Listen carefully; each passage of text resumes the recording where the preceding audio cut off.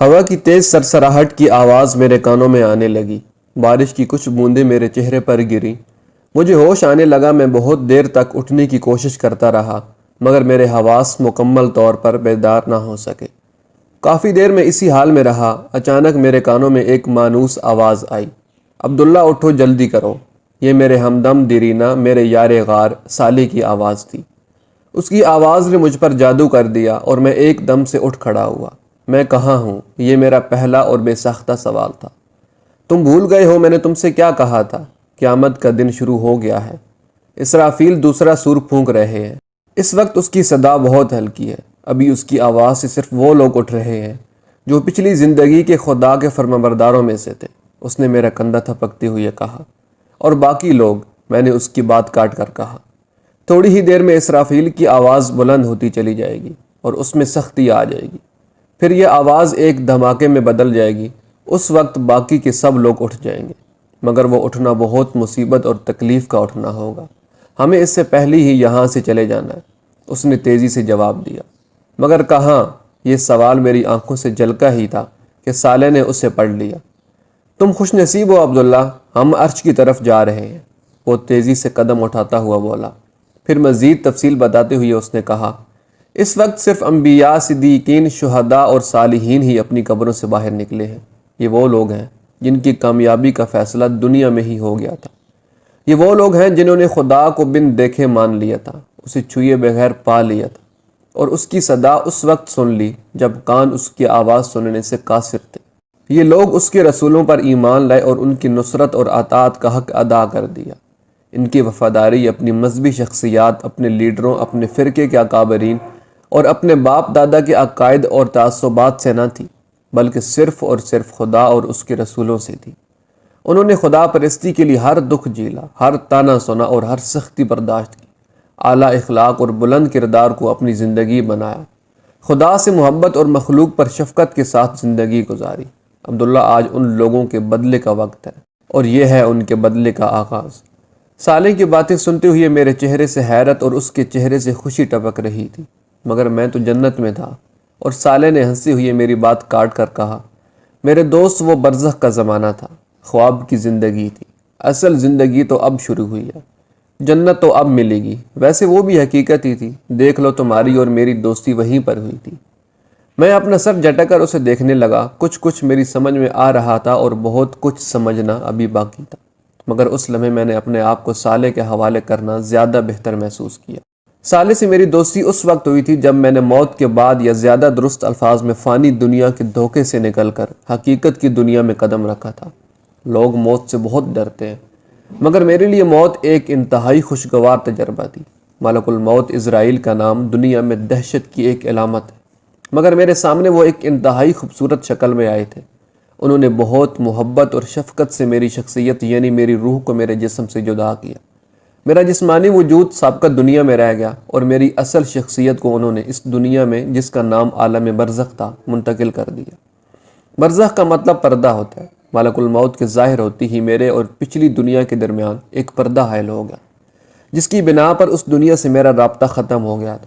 میں نہیں جانتا تھا کہ میری جدائی کے غم میں میرے اہل خانہ پر کیا گزر رہی تھی، لیکن مجھے یقین تھا کہ میری تربیت کی بنا پر وہ خدا کی رضا پر صابر و شاکر ہوں گے۔ میں اپنی اصل شخصیت سمیت اب ایک نئی دنیا میں تھا۔ یہ برزخ کی دنیا تھی۔ اس نئی دنیا میں ملک الموت عزرائیل نے مجھے جس شخص کے حوالے کیا وہ یہی صالح تھا۔ اس کے ساتھ بہت سے خوش گل، خوش لباس اور خوش گفتار فرشتے موجود تھے۔ ان سب کے ہاتھوں میں گلدستے، زبان پر مبارکبادیں اور سلامتی کی دعائیں تھیں۔ مبارک سلامت کے اس ماحول میں وہ سب مل کر مجھے یقین دلا رہے تھے کہ آزمائش کے دن ختم اور جنت کی عظیم کامیابی کے دن شروع ہو گئے۔ اس وقت صالح نے مجھے یہ خوشخبری دی کہ برزخی زندگی کے آغاز پر میرے لیے پہلا انعام پروردگار ارض و سماوات کے حضور پیشی ہے۔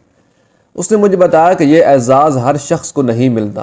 میرے لیے یہ خوشخبری جنت کی خوشخبری سے زیادہ قیمتی تھی۔ ان سب کی معیت میں میرا سفر شروع ہوا۔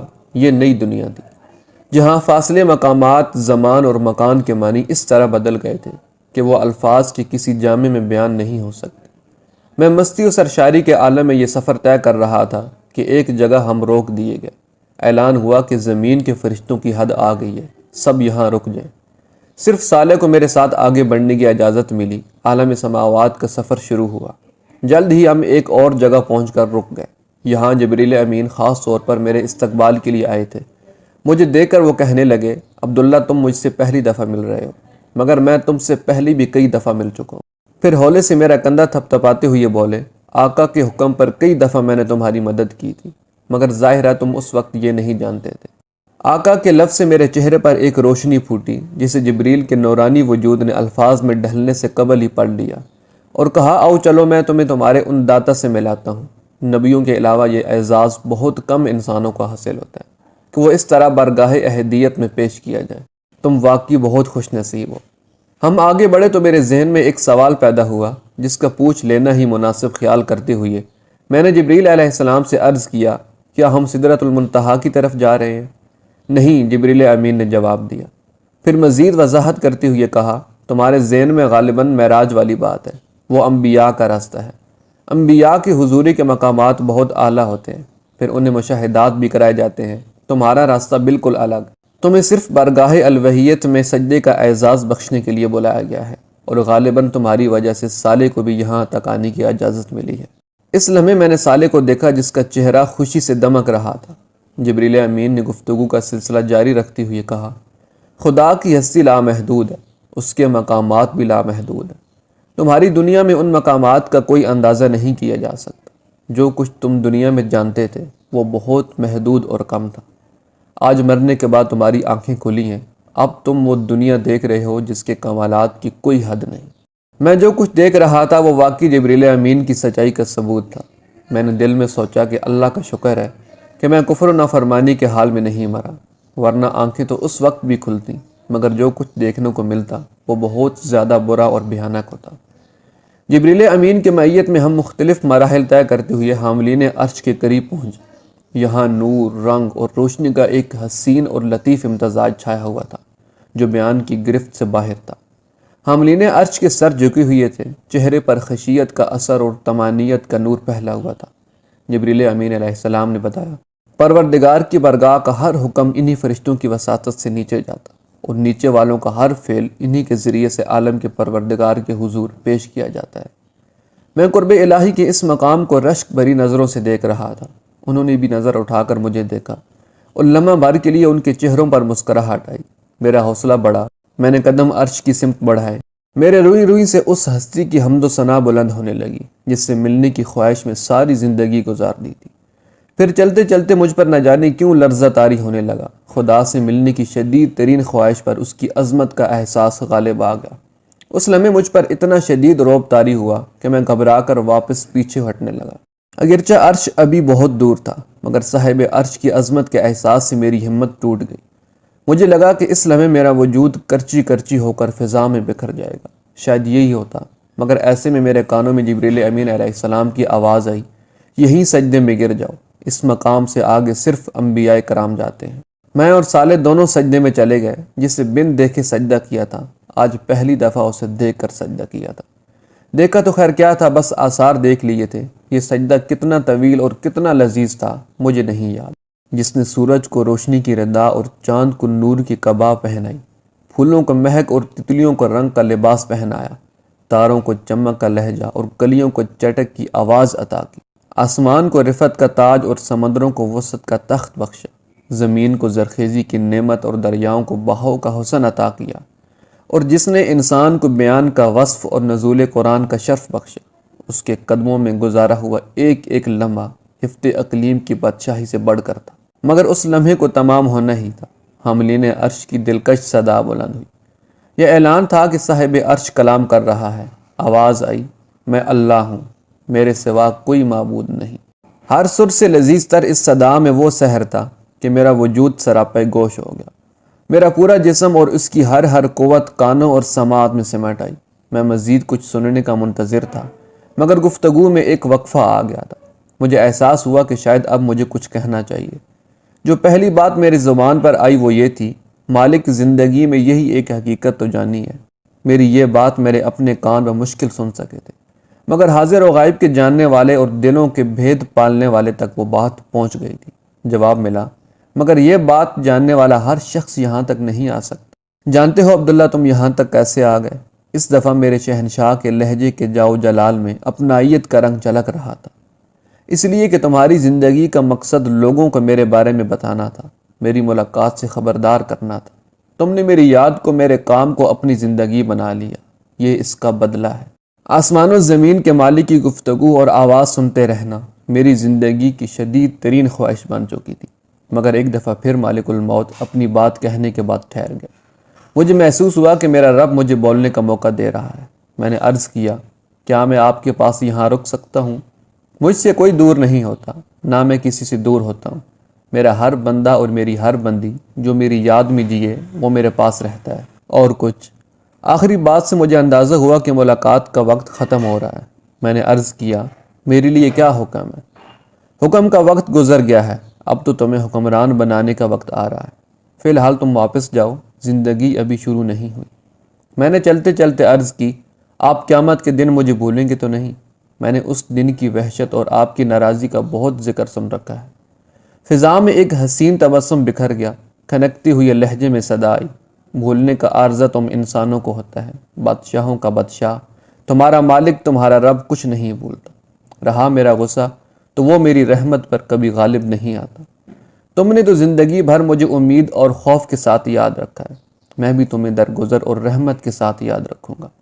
لیکن ایک لمحے کے شاہانہ توقف کے بعد ارشاد ہوا، تمہاری تسلی کے لیے میں صالح کو تمہارے ساتھ کر رہا ہوں، یہ ہر ضرورت کے موقع پر تمہارا خیال رکھے گا۔ یہ تھی میری اور صالح کی پہلی ملاقات کی روداد اور اس کے میرے ساتھ رہنے کی اصل وجہ۔ عالم برزخ میں میری زندگی جسم کے بغیر تھی، اس میں میرے احساسات، جذبات، تجربات اور مشاہدات کی کیفیت ویسی ہی تھی جیسی خواب میں ہوتی ہے، یعنی غیر مادی مگر شعور سے بھرپور زندگی جس میں مجھے ان نعمتوں کا مکمل احساس رہتا جو جنت میں مجھے ملنے والی تھی۔ صالح میری خواہش پر وقفے وقفے سے مجھ سے ملنے آتا رہا، ہر دفعہ وہ مجھے نت نئی چیزوں کے بارے میں بتاتا رہتا اور میرے ہر سوال کا جواب دیتا۔ آہستہ آہستہ ہماری دوستی بڑھتی گئی، پھر آخری ملاقات میں اس نے مجھے بتایا کہ زندگی شروع ہونے جا رہی ہے، اور اب میں اس کے ساتھ میدان حشر کو تیزی کے ساتھ عبور کرتا ہوا عرش کی طرف بڑھ رہا تھا۔ چلتے چلتے میں نے ارد گرد دیکھا تو تا حد نظر ایک ہموار میدان نظر آیا۔ ماحول کچھ ایسا ہو رہا تھا جیسے فجر کی نماز کے بعد اور سورج نکلنے سے قبل کا ہوتا ہے، یعنی ہلکا ہلکا اجالا ہر طرف پھیلا ہوا تھا۔ اس وقت اس میدان میں کم ہی لوگ نظر آ رہے تھے، مگر جو تھے ان سب کی منزل ایک ہی تھی۔ میرے دل میں سوال پیدا ہوا کہ ان میں سے کوئی نبی یا رسول بھی ہے۔ میں نے صالح کو دیکھا، اسے معلوم تھا کہ میں کیا پوچھ رہا ہوں۔ کہنے لگا، وہ سب کے سب پہلے ہی اٹھ چکے ہیں، ہم انہی کے پاس جا رہے ہیں، کیا ان سے ملاقات کا موقع ملے گا؟ میں نے بچوں کی طرح اشتیاق سے پوچھا۔ وہ چلتے چلتے رکا اور دھیرے سے بولا، اب انہی کے ساتھ زندگی گزرے گی۔ عبداللہ تم ابھی تک نہیں سمجھ پائے کہ کیا ہو رہا ہے۔ آزمائش ختم ہو چکی ہے، دھوکہ ختم ہو گیا، اب زندگی شروع ہو رہی ہے جس میں اچھے لوگ اچھے لوگوں کے ساتھ رہیں گے اور برے لوگ ہمیشہ برے لوگوں کے ساتھ رہیں گے۔ اصل میں بات یہ تھی کہ میں ابھی تک شوق سے نکل نہیں سکا تھا۔ دراصل ابھی تک نئی دنیا کا سارا تعارف عالم برزخ میں ہوا تھا۔ وہ ایک نوعیت کی روحانی دنیا تھی، مگر یہاں حشر میں تو سب کچھ مادی دنیا جیسا تھا۔ میرے ہاتھ پاؤں، احساسات، زمین و آسمان، ہر چیز وہی تھی جس کا میں پچھلی دنیا میں عادی تھا۔ وہاں میرا گھر تھا، گھر والے تھے، میرا محلہ، میرا علاقہ، میری قوم، یہ سب سوچتے سوچتے میرے ذہن میں ایک دھماکہ ہوا۔ میں نے رک کر صالح کو دونوں ہاتھوں سے پکڑ لیا۔ میرے گھر والے کہاں ہیں؟ میرے رشتہ دار، احباب سب کہاں ہیں؟ ان کے ساتھ کیا ہوگا؟ وہ نظر کیوں نہیں آ رہے؟ صالح نے مجھ سے نظریں چرا کر کہا، جن سوالوں کا جواب مجھے نہیں معلوم وہ مجھ سے مت پوچھو۔ آج ہر شخص تنہا ہے، کوئی کسی کے کام نہیں آ سکتا۔ اگر ان کے اعمال اچھے ہیں تو یقین رکھو وہ تم سے آ ملیں گے، ان کے ساتھ کوئی زیادتی نہیں ہوگی، اور اگر ایسا نہ ہوا تو۔ صالح جملہ نامکمل چھوڑ کر خاموش ہو گیا۔ اس کی بات سن کر میرا چہرہ بھی بجھ گیا۔ اس نے میرے کندھے پر ہاتھ رکھ کر میرا حوصلہ بڑھایا اور کہا، اللہ پر بھروسہ رکھو، تم خدا کے لشکر میں لڑنے والے ایک سپاہی تھے، اس لیے پہلے اٹھ گئے ہو، باقی لوگ بھی ابھی اٹھ رہے ہیں، انشاءاللہ وہ لوگ بھی خیر کے ساتھ تم سے مل جائیں گے، ابھی تو تم آگے چلو۔ اس کی تسلی سے مجھے کچھ حوصلہ ہوا اور میں سبق رفتاری سے اس کے ساتھ چلنے لگا۔